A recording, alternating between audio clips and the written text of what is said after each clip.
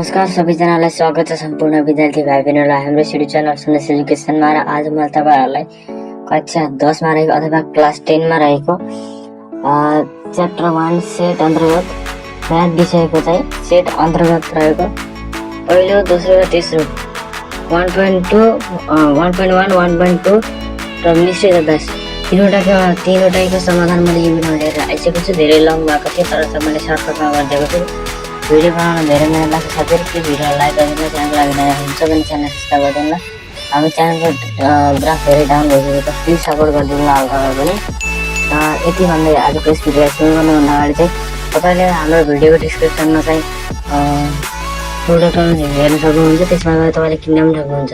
म केही कम गर्ने प्राइस चाहिँ लो गर्ने प्लानमा छु।